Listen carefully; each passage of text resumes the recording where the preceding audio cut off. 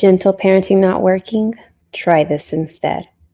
Gentle parenting is so popular right now, but to be honest, it leaves a lot of moms feeling powerless. Gentleness does not mean permissiveness.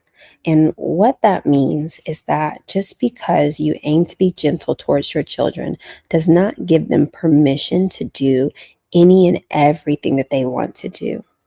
Let me tell you why. Number one, children need boundaries. Clear limits are actually loving, they're not limiting. Whenever we give our children boundaries, we teach them how to respect one, us, and two, others. Most importantly, though, we teach them how to honor and respect the Lord. We know that the fear of the Lord is the beginning of wisdom. And this is not a fear as in being scared, but it's an honor and a reverence for his words. How many of you have heard your parents tell you different commandments from the Lord, the 10 commandments, and you didn't change? You still fornicated, you still lie, you still went behind their back and stole things because you did not fear God. You might have feared getting in trouble by your parents, but you didn't fear the Lord. And truthfully, you didn't respect the Lord or your parents. And so when it comes to gentle parenting, even if you're just talking to a 2-year-old, that 2-year-old has to have boundaries, clear limits. Think about it this way. If your children were playing in a yard on a busy street, would you feel safer if your children had a fence around that yard or no fence? I know the answer is unanimous. You would feel so much safer if there was a fence around the yard. Because a fence around the yard, though it looks like a limitation or a boundary, it lets kids play freely. Number two, children need connection. Boundaries only work when paired with relationship. How many of you would listen to somebody who just came in screaming and yelling at you on your first day of work? Probably not many of us, right?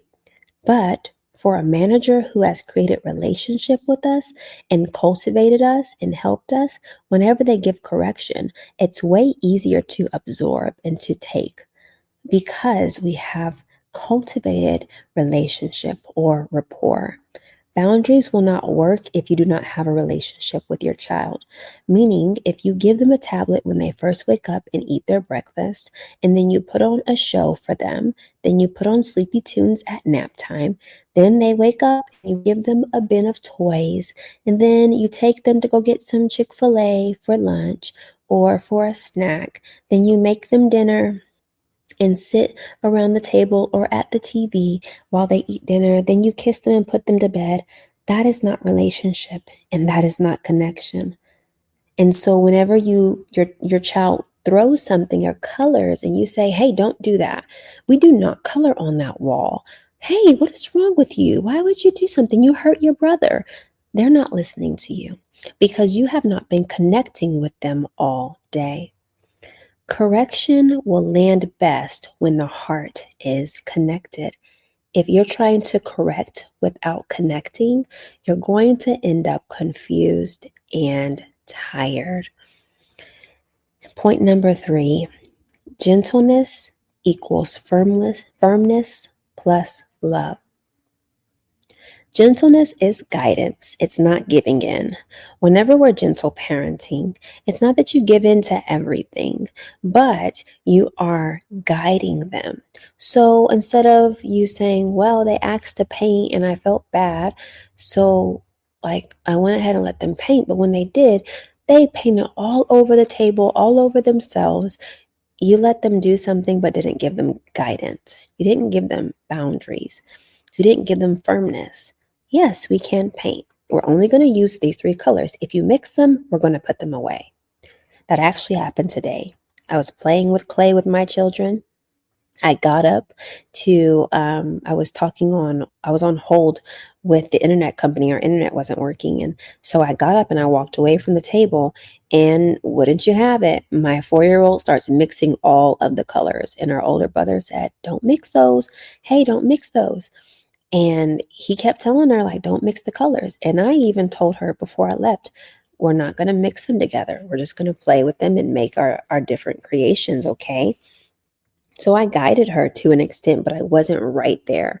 The moment I left is the moment that she began to just mix all the colors. But even then, we can keep our firmness plus love to give gentleness, because I said to her, because you mix them, you're going to go to timeout. And if you get louder with that cry, you're going to stay in timeout. Then, after a couple minutes, I gave her an option. I said, if you want to earn your star back, you can go and clean up all the clay that you mixed. And so she got that opportunity to do that. And guess what? She started mixing clay more. So I said, you know what? No more clay. No more clay. And I taught her something. When you mix all the colors, you mess it up for your brother. Now he can't create what he wants to create. And so I didn't just tell her, no, bad, don't do that. I can't believe you. What is wrong with you?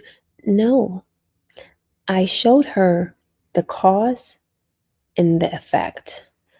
And because you mix the colors, the effect is that your brother cannot do what he wanted to do. And that's not fair.